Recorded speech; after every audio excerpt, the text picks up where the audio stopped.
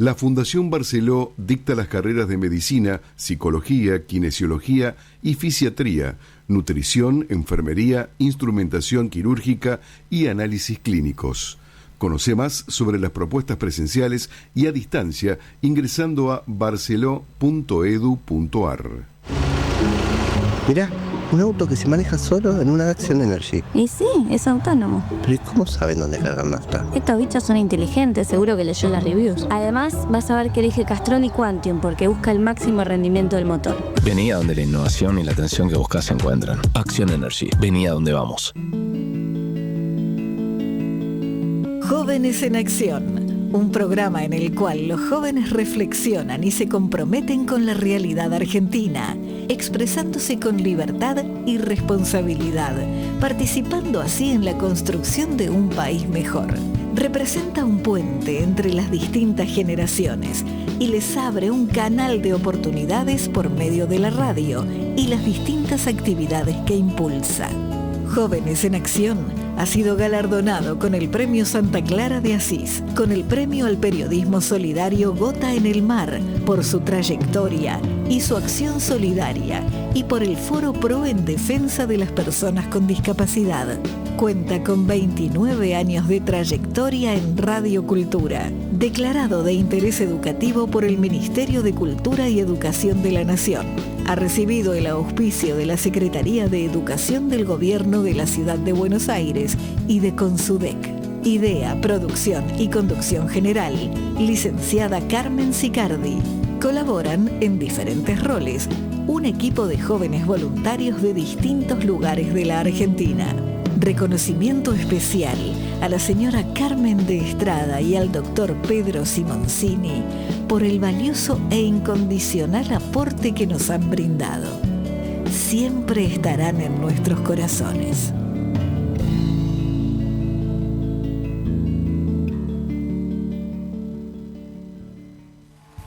Todo tengo que agradecerles porque muchos jóvenes, como 10, 11 jóvenes, estuvieron como voluntarios el martes pasado en la celebración de mi otro programa, Asignatura Pendiente, que cumplió 30 años en el aire en Radio Cultura, y sin la ayuda de ellos hubiese sido imposible, así que agradezco realmente a todos los que han colaborado y que han posibilitado que tantos invitados, más de 80, pudieran estar presentes, recibirlos con calidez, demostrarles que hay una juventud que está de pie, que está queriendo construir un país mejor.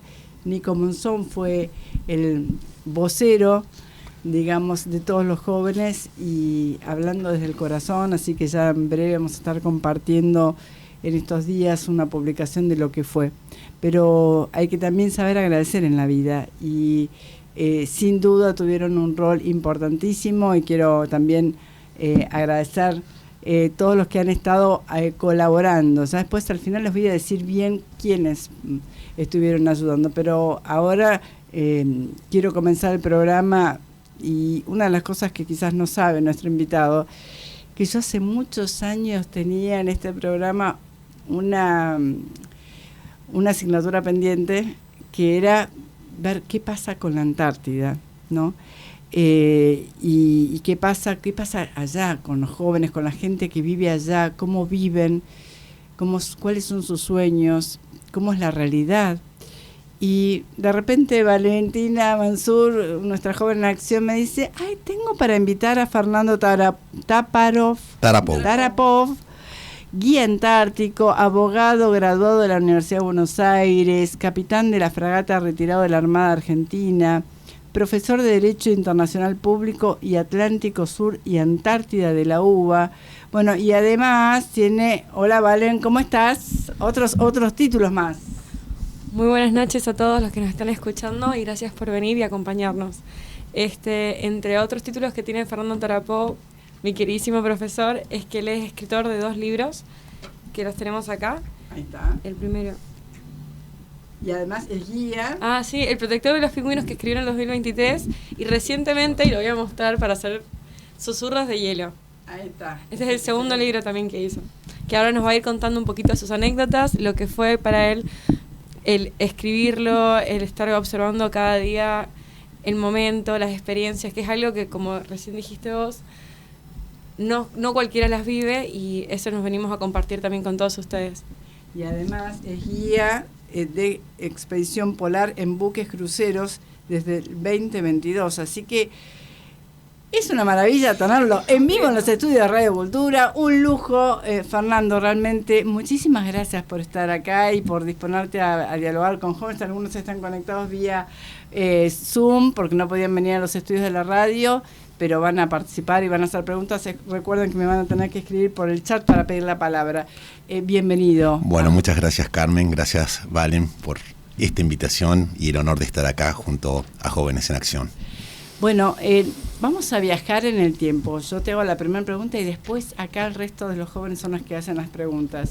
Vamos a viajar a tus 17 años para conocer cómo era Fernando a los 17 años, qué sueños tenía y qué pasaba por su cabeza y su corazón también. Bueno, tengo que ir no a los 17, sino a los 16 años. Y ahora te voy a explicar por qué. Cuando tenía 16 años, yo vivía en la ciudad de Ushuaia, en el año 1982, un año muy especial para toda la Argentina. Ushuaia, la ciudad de Ushuaia, estaba cursando el 4º año de la secundaria, y todo lo que fue la guerra de Malvinas se sintió de una manera muy especial en todo lo que fue la provincia y fundamentalmente la ciudad de Ushuaia.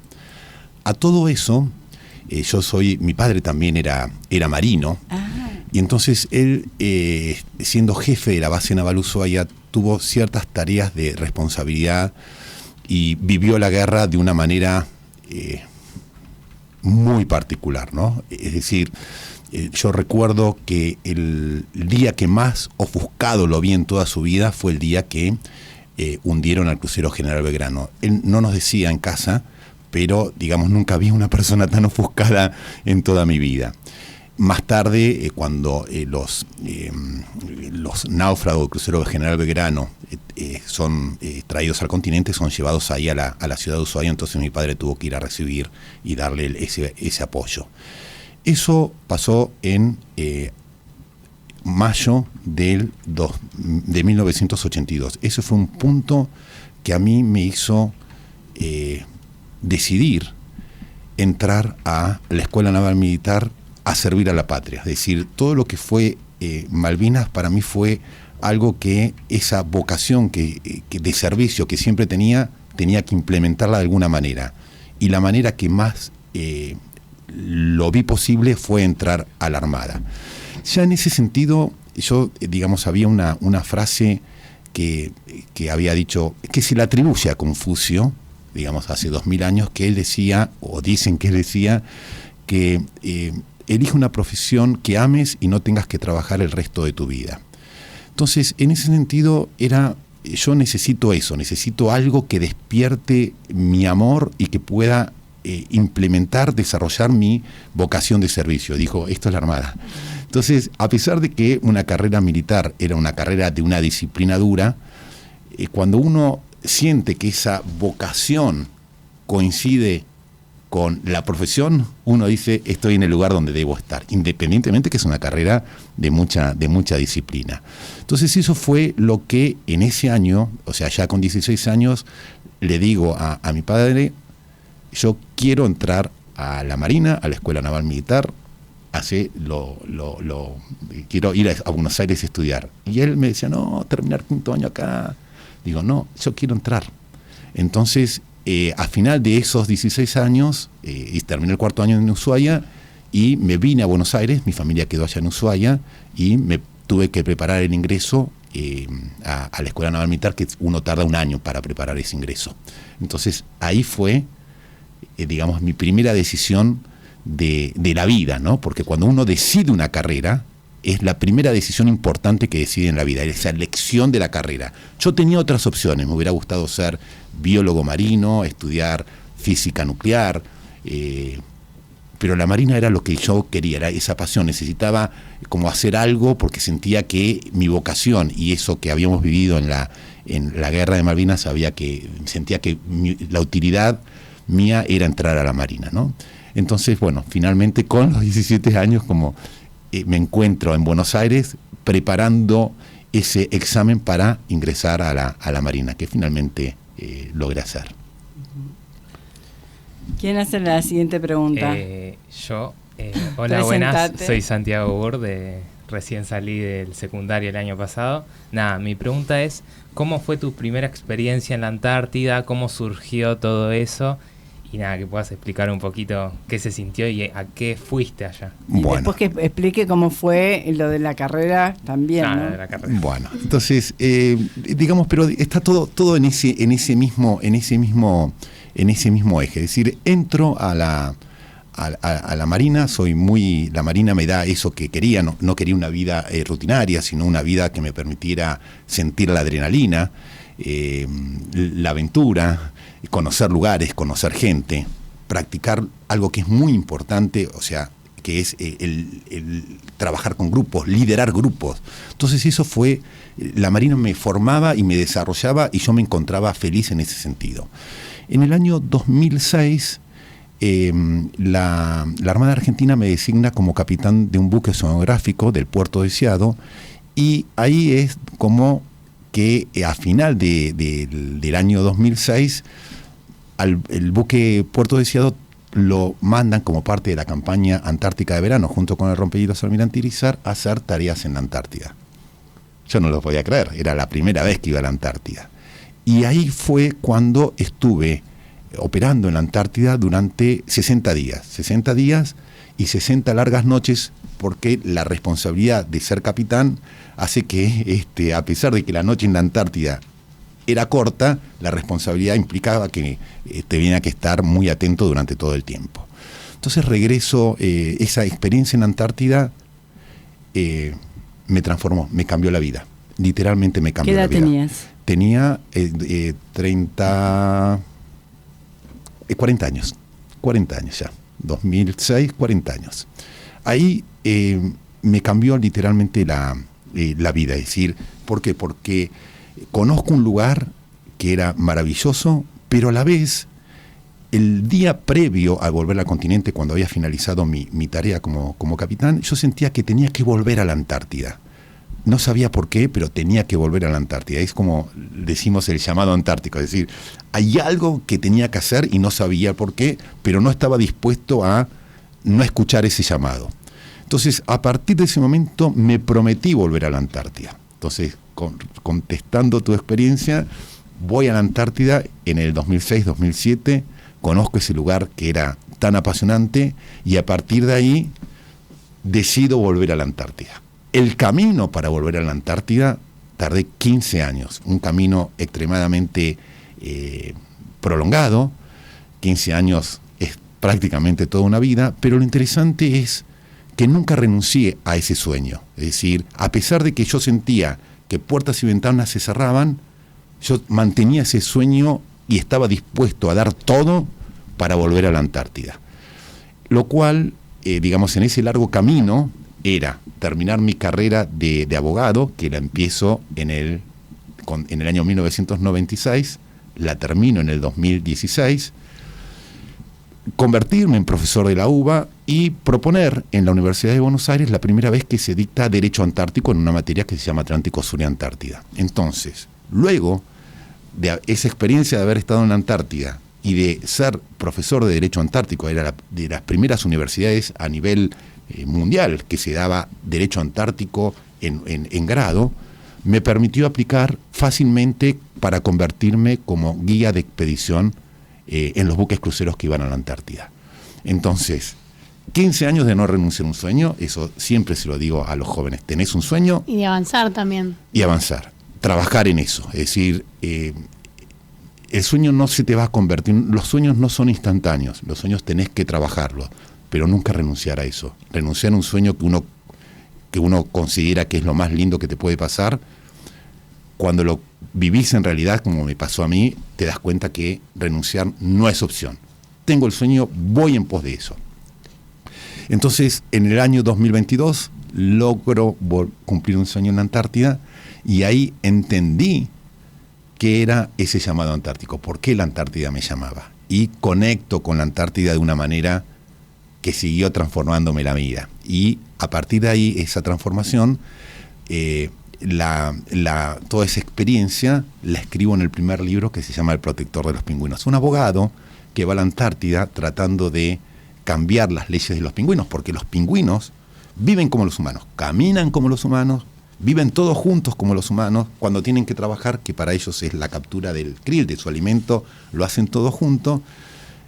La única diferencia por ahí, que yo siempre lo digo en broma, entre los humanos y los pingüinos, es que los pingüinos no tienen que pagar tarjeta de crédito, no tienen que pagar colegios, no tienen que pagar alquiler.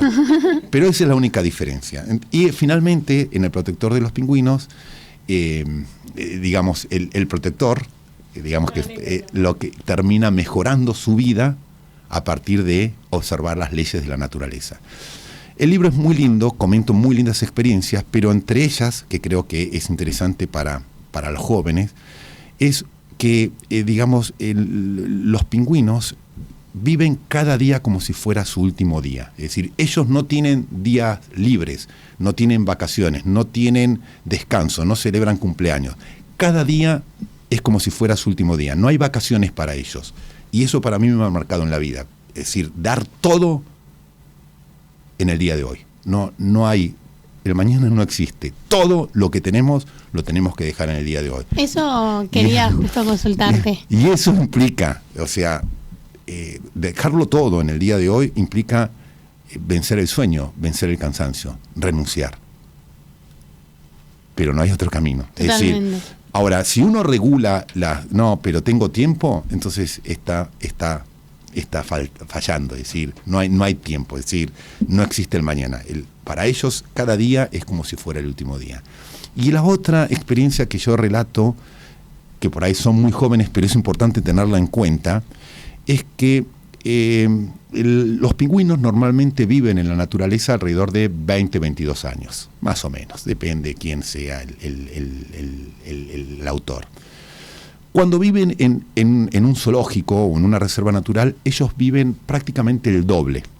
Pero cuando viven el doble es porque cuando mueren de viejos. Es decir, le dan no tienen que forzarse, le dan la comida en la boca.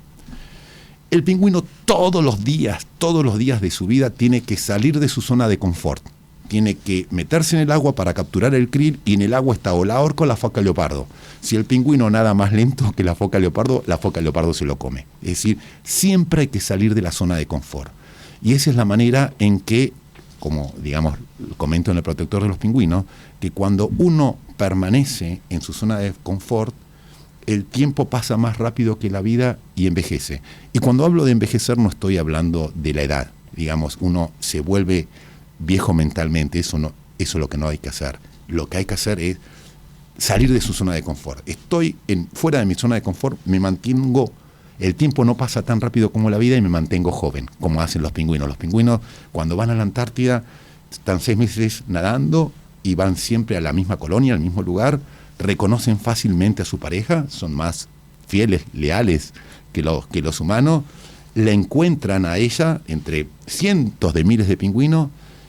Lo primero que hacen es el acto del amor y después construyen el nido, ¿no? Y eso es la vida de los pingüinos.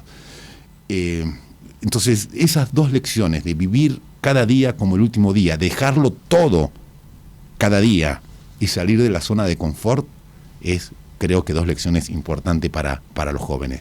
Renuncia, o sea, tu tarea cuando sos joven y sos estudiante, tu tarea es ser un buen estudiante, no tenés otra obligación. Y ser un buen estudiante, si vos después querés conseguir un buen empleo, implica dejarlo todo.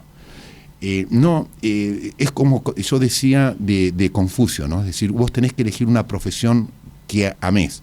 Cuando elegís esa profesión, no todo va a ser color de rosa. Es decir, hay muchas cosas que no te van a gustar. Hay muchas materias en la facultad que para nada te van a gustar, y a veces hasta el profesor no te va a gustar. Te lo digo porque soy profesor también.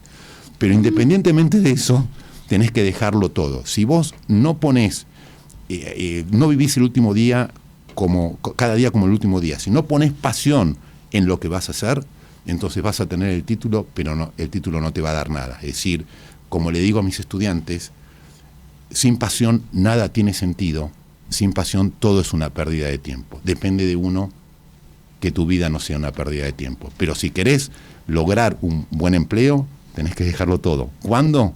Hoy, no mañana. Totalmente. Bueno, me presento, mi nombre es Justina Bota, estudio Derecho en la UBA, tengo 21 años. Y algo que me pareció muy importante destacar, que vos dijiste, bueno, volví en 2007 y me quedó ahí en el pensamiento, bueno, quiero volver. Y vos dijiste, volví 15 años después. En ese proceso, me imagino que miedos, no sé si dudas porque vos tenías un objetivo claro, pero fue un proceso largo. Y eso que vos justo comentabas de los pingüinos que salen de su zona de confort, ¿cómo fue vos salir de tu zona de confort? Porque no es que esperabas, pero fue un tiempo bastante largo, 15 años, entonces como que tenías que reinventarte, hacer otra rutina hasta poder volver a la Antártida, digamos. ¿Cómo fue ese proceso? Porque también para destacar, para la gente que está en casa, o a mí me pasa, capaz, tengo una meta, yo juego al hockey en el liceo naval. Nada, más de chica también, en hockey, no, que aspiro a, no sé, ser leona o aspiro a llegar a tal. Sí, pero por mientras tengo que trabajarlo. No dejar de lado las cosas, por ejemplo, el estudio, más o menos ir equiparando, más o menos, tener una balanza. Pero tampoco dejar de lado mi sueño, digamos, las metas, entrenar. Breve, a mí me pasó el CBC, yo, la verdad, yo le daba mucha bola al hockey, entrenaba casi todos los días y yo no faltaba hockey ni para estudiar para el parcial al día siguiente. Y yo iba, me tiraba el lance y listo.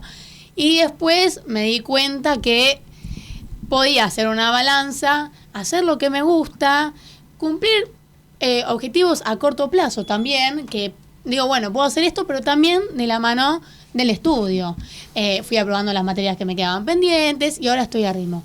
Entonces, teniendo en cuenta todo esto, ¿cómo fue tu proceso hasta volver a la Antártida y cómo también fue de la mano que, bueno, te terminaste de recibir, fuiste profesor y demás? Bueno, mira, el primero es esto de que nada es fácil en la vida, ¿no? Todo implica un esfuerzo. Los miedos, como digo, como está escrito acá en un capítulo de Susurros de Hielo, siempre es parte de la vida, ¿no? Yo utilizo una frase que no es mía, ¿no? Pero la apropié, que dice, el miedo siempre te acompaña hasta la puerta. El miedo paraliza. Una vez que vos cruzas el miedo queda y vos ya sos libre. Entonces, he tenido que lidiar con los miedos todos los días de mi vida. Es una batalla importante que uno entonces el miedo siempre estaba. ¿Cómo voy a hacerlo? Ya soy grande para ser guía y demás. Me exigen ciertas cualidades, como manejar el bote. No tenía toda la experiencia que tenía en un ambiente como es la Antártida, donde hay mucho viento y demás. Entonces siempre tenía temor, que finalmente era menos de lo que de la capacidad que tenía. El camino fue largo. Y acá uno tiene que tener en cuenta lo siguiente, ¿no? Que muchas veces en ese camino largo, me encontraba en ciertos puntos que decía, ¿dónde estoy parado? Es decir, ¿cómo llegué a donde llegué? Claro. Entonces, cuando uno ve mi vida del pasado al presente, eran muchas curvas. Es decir, no entendía por qué daba tantas curvas. Pero cuando yo miro mi vida de hoy al pasado, es todo una línea recta. Es decir, que cuando vos estás muchas veces las respuestas que vos te planteás en la vida, en el presente, están en el futuro. Ahora, lo importante es eso, de visualizar el futuro. Y una vez que vos decís, esto es lo que yo quiero, no renunciar y trabajar en eso. Depende de la intensidad con lo que vos vivas, esa meta se te va a alcanzar más pronto o menos pronto. Entonces hubo muchas de esas vueltas que yo no sabía cómo llegaba, es decir, hice una maestría que decía, no era como que no me dejaba, decía, ¿por qué llegué acá? ¿Por qué decidí hacer esto? Pero sin embargo había una respuesta en cada cosa que hacía. Entonces el camino fue largo y sinuoso, siempre con dudas, porque uno no domina el presente, pero cuando vos tenés firme un pensamiento, Entonces a partir de ahí es como que cuando uno sabe a dónde va, el mundo se aparta para dejarlo pasar. Entonces eso fue una frase también que era muy importante, es decir, tener definido qué era lo que quería y estar abierto a las oportunidades que se te van presentando. Es decir, hay que estar muy atento en la vida, porque las oportunidades es cuando te golpean muy suavemente. Si no estás muy atento, no escuchás y la oportunidad se pasa. Entonces, estar atento a las oportunidades, no renunciar nunca al sueño, trabajar en ese sueño. Ese trabajar implicaba muchas veces no dormir nada, claro, tomar mucho café. Entonces eso fue lo que a mí me permitió llegar a donde llegué. Y fíjate que en algún momento yo hago un cambio en mi carrera, es decir, yo era marino y en determinado momento digo, estudio el derecho. Es decir, había algo que ya la marina era como que estaba lindo lo que había elegido, pero era como que no me alcanzaba, ¿no? Una etapa, es decir, una etapa o un capítulo en la vida. Entonces, cuando vos querés escribir un capítulo en la vida, tenés que cerrar el anterior, porque si no es como que te dispersás. Entonces yo empiezo a decir, bueno, yo quiero, de una manera, en ese sentido, una de mis hermanas, Guadalupe, empecé a estudiar Derecho en la Universidad de Mar del Plata, y ella es la que me dice, Fernando, yo te veo en esto. Digo, no, Derecho no era algo que yo tenía pensado. Sin embargo, cuando empiezo a ver lo que era el derecho, dije, ¿por qué lo descubrí tan tarde? ¿Por qué lo descubrí tan tarde? Y empiezo a empezar a estudiar Derecho en la Universidad de Mar del Plata cuando el buque navegaba muchísimo. Es decir, las probabilidades que tenía de recibirme de abogado eran nada, pero nunca renuncié. Ajá. Entonces tardo 20 años en recibirme de abogado, 20 años, pero nunca renuncié. Pero a la vez, por el otro lado, estabas cumpliendo tu sueño, tu objetivo. Entonces ahí tenés todo, es decir, y muchas veces, digamos, como guía, y ahora, digamos, en esta tarea como guía de expedición, es muy lindo el trabajo, estás en la oficina, es la más linda del mundo, estás rodeado de pingüinos, de ballenas, de focas, con gente extraordinaria, pero a veces la tarea no es nada linda, porque tenés que limpiar el guano que queda pegado en las botas de los pingüinos con tu mano en agua fría, y a nadie le puede gustar limpiar el guano, la caca de los pingüinos de una bota. Sin embargo, hay que hacerlo, ¿no es cierto? Hay cada tarea que vos hagas, cada profesión que vos hagas, que elija, siempre va a haber algo que no te guste, pero tenés que hacerlo. Y si lo vas a hacer, la única forma en que yo considero que es bueno es con pasión. Totalmente. Y no por eso vas a dejar de hacerlo porque haya algún obstáculo No. Obstáculos vas a tener cada día de tu vida, al menos en mi caso en particular, cada día de mi vida tengo un obstáculo que tengo que sortear. Pero cuando vos medís tu fuerza en el día a día, es decir, vos sabés que cada día es como una vida, entonces vas a tener siempre fuerzas para vencer la dificultad más grande que se te plantee. Y eso no es que me lo hayan dicho, lo vivo, lo vivo. Voy a aprovechar para comentar algo que acá nos están dejando nuestros televidentes, que es, el título no te define. El secreto es ser feliz con lo que haces. Sí. Si no te hace feliz, no hay que tener miedo de cambiar de rumbo. Sí. Siempre le digo a mis alumnos, este es el caso de Lorena, una compañera mía, siempre le digo a mis alumnos del interior, es una carrera larga y hay competencia, pero la verdadera competencia es con uno mismo. Sí, mira, ahí yo quiero, digamos, normalmente, como yo decía, la primera decisión importante que uno toma en la vida es la elección de la carrera. Es la primera decisión importante. La segunda decisión importante que uno toma en la vida es con quién su compañero de vida. Esa es la segunda, pero en general la toma después. Uno dice felicidad, ¿no? Yo ahí, digamos, tengo un concepto que ha cambiado. Uno dice, ¿cuándo la persona es feliz? Y uno puede decir, yo soy feliz cuando estoy haciendo lo que quiero, cuando mi vocación coincide con mi profesión, y a la vez cuando estoy rodeado de los que quiero. Digamos, eso podría llegar a ser un concepto de felicidad. Ahora, lo digo desde el futuro, ustedes que son jóvenes, a veces la felicidad no depende de uno. No depende de uno. Es decir, yo puedo estar con quien quiero, hacer lo que quiero, sin embargo, no ser feliz. Es decir, a veces la vida a veces golpea, y golpea duro. lo digo de lo vivencial. Lo que sí te digo es que por ahí tenés muchos momentos en la vida en que sos feliz. Yo los tuve, pero no depende de uno. Lo que sí depende de uno es la intensidad con que vos vivas cada momento, el amor con que vos le pongas a cada acto que vos haces. Eso sí depende de uno. Sí. Entonces eso es lo realmente importante, ¿no? Ojalá tengan momentos felices, a veces llegan, pero es más lo que uno tiene que remar, al menos mi experiencia, ¿no? Que esos momentos de la sonrisa. Bueno, pero esos momentos de remar son los que nos hacen valorar también los buenos. O sea, absolutamente, vale. Yo creo que acá no es que hay experiencias malas y buenas, ellas están, pero los que hay son etapas de formación.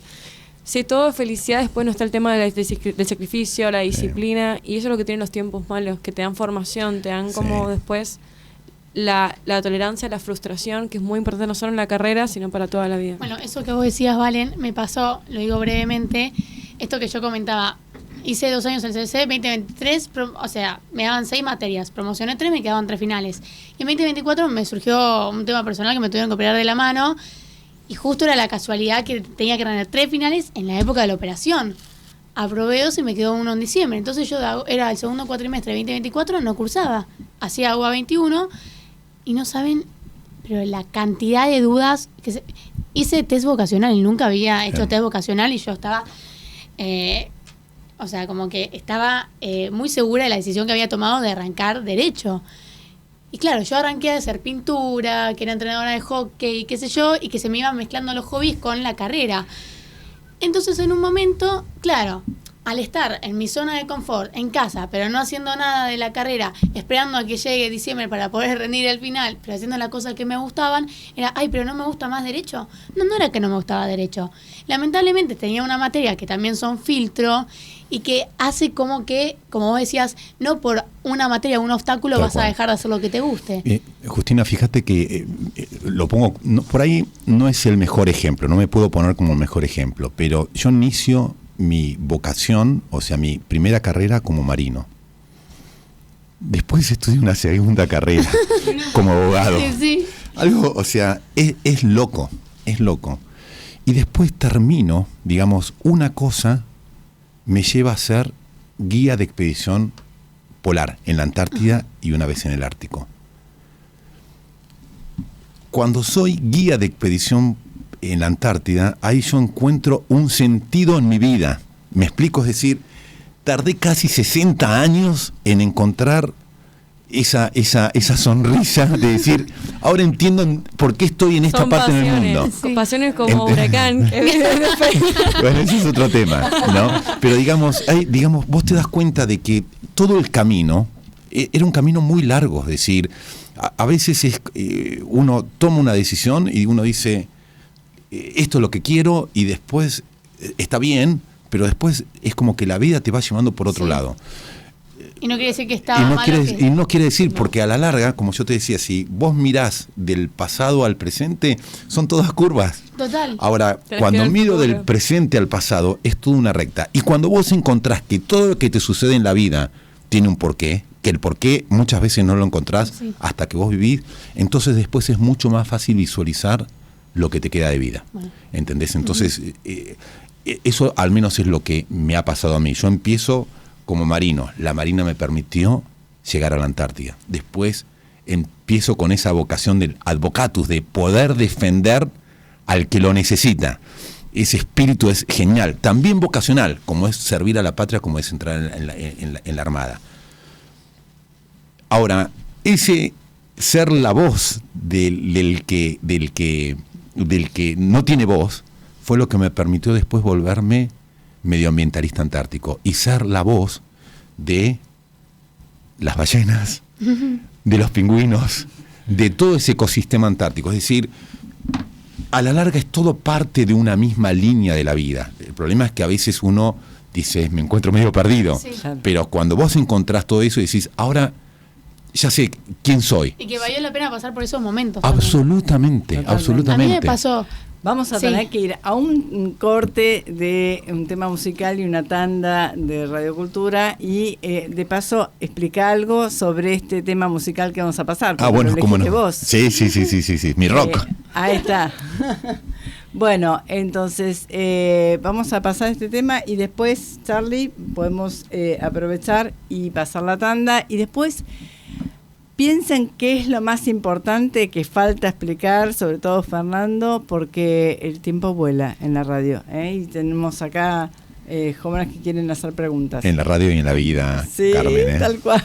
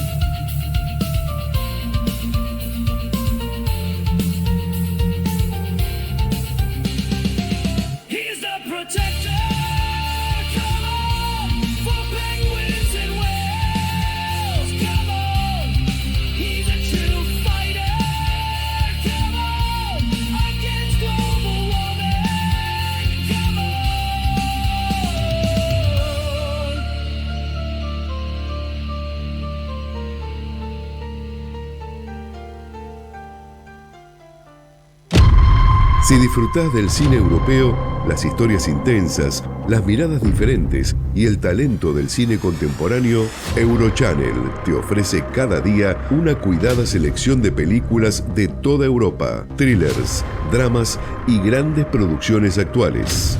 Eurochannel, el cine europeo que se siente.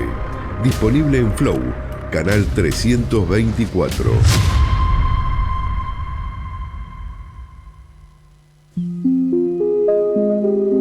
Alexander no es solo un nuevo vecino para Elías. Para Elías es el despertar de un sentimiento desconocido y abrumador. El amor verdadero. Zeta Films presenta en Argentina Premio del Jurado Joven Festival Internacional de Cine de Berlín, Gran Premio Écrans Juniors Festival de Cannes, del director belga Anthony Schatterman, Corazones Jóvenes, la revelación del cine europeo sobre el primer amor. Corazones Jóvenes, solo en cines. Si disfrutás del cine europeo, las historias intensas, las miradas diferentes y el talento del cine contemporáneo, Eurochannel te ofrece cada día una cuidada selección de películas de toda Europa, thrillers, dramas y grandes producciones actuales. Eurochannel, el cine europeo que se siente. Disponible en Flow, canal 324.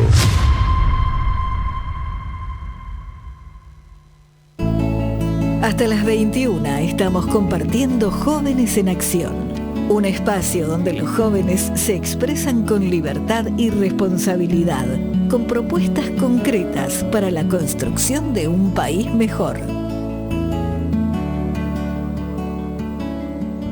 Sufriendo todo el efecto del calentamiento global.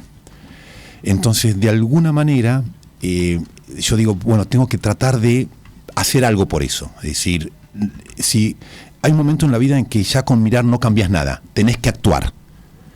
Acá estamos en Jóvenes en Acción. Entonces, esa palabra es justamente para ustedes. Sepan que no alcanza con mirar. Si uno quiere cambiar algo, tiene que actuar. No hay otra forma. Y a pesar de que soy una persona grande, yo sentía que tenía que ser joven y cambiar lo que yo podía. Entonces, a partir de ahí es que sale el primer libro, El Protector de los Pingüinos, y inicio una campaña contra el calentamiento global. Una campaña que era muy humilde, digamos, llevaba una pancarta que decía, ayúdenme a luchar contra el calentamiento global, y cada vez que terminábamos teníamos que utilizar la palabra come on. Ese come on, digamos, era como diciendo, podemos hacerlo, ¿no? Entonces, el rol del protector era tratar de, la letra es escrita por mí, y la música y la voz es de inteligencia artificial, pero lo que busca es eso, es decir, es la música del protector de los pingüinos trata de luchar contra el calentamiento global, que siento como mi misión en la vida, es decir, siento que soy la voz de aquellos que sufren el tema del calentamiento global en la Antártida. Es decir, tenemos a Greta, que hace bien lo suyo, pero digamos, la Antártida necesita una voz, y ahí es donde surge el rock del protector, es decir, crear una figura que de alguna manera muestre que hay algo que se puede hacer contra el calentamiento global. La letra es muy, muy linda, y fundamentalmente lo que hace es ese camón, decimos, entre todos podemos cambiarlo, ¿no? Es decir, ese espíritu de decir,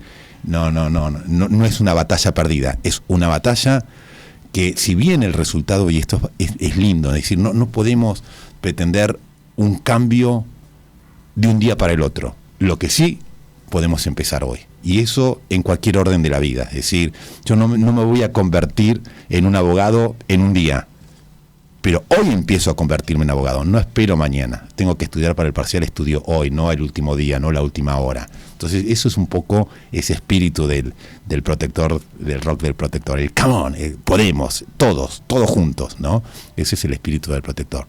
Y eso es un poco lo que yo siento, es decir, tanto el libro Protector como Susurro de Hielo, lo que yo trato con ambos libros es que, si bien la Antártida es un lugar muy lindo, pero mucha gente cuando lo visita solamente para sacarse una foto en el 7º continente o ver a los pingüinos. Y la Antártida es mucho más que eso. Ahora, la Antártida y el Ártico son los lugares del planeta que más sufren el calentamiento global. ¿Qué significa sufrir el calentamiento global? Que hay menos nieve, claro, el efecto albedo hace que menos nieve, menos reflexión y más temperatura en la Tierra. Pero los que sufren el calentamiento global son los que viven, los ciudadanos de la Antártida, pingüinos, ballenas y todas las especies que viven ahí en la Antártida. Entonces, de alguna manera, de la única manera que podemos cambiar algo es cuando no solamente conocemos, sino cuando amamos. El primero que hace los cruceros de expedición en Antártida, un tal Eric Lindblad, en el año 1966, el año en que yo nací, él decía, porque hasta ese entonces el turismo en la Antártida era un turismo, los primeros turistas en la Antártida fueron argentinos, año 1958. 1958, 1959 son los dos primeros buques que llevan muchos turismos en la Antártida.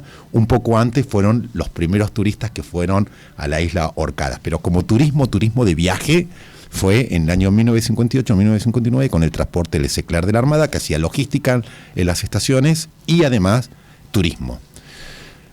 En el año 1966 Eric Lindblad dice, no, pero si queremos proteger a la Antártida, tenemos que conocer la Antártida.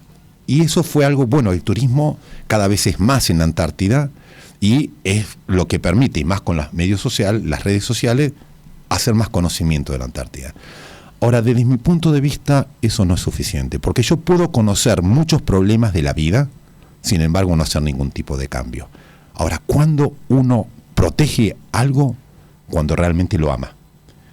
Cuando uno ama algo, ama a alguien, lo protege hasta dar su vida.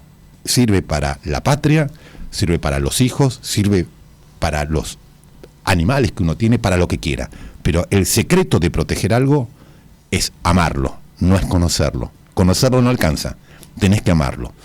Entonces así, ahí nace Susurros de Hielo. Es un libro que cada capítulo, yo llamo a cada capítulo susurro porque es corto y porque es intenso, es un encuentro con cada uno de los seres que viven en la Antártida mayormente, que te dejan una enseñanza de vida, porque la información que uno dice, bueno, de los pingüinos, ¿sí? La googleás y la vas a encontrar, pero con el tiempo lo que es información, te lo olvidás.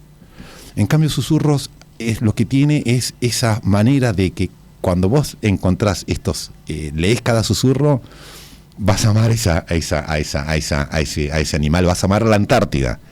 Y si amas la Antártida, vas a proteger la Antártida. Eso es lo que busca Susurros de Hielo. Cada susurro es una lección de vida. Hay capítulos que realmente son lecciones de vida, que, o sea, si las aprendés cuando sos joven, te vas a ahorrar y vas a vivir cada momento de una manera totalmente diferente. No quiero spoilearme el libro, pero digamos, son lecciones de vida. Y cuando uno aprende una lección de vida, hace que cuando a vos te toque vivir ese momento, lo vivas con una intensidad y no pase desapercibido.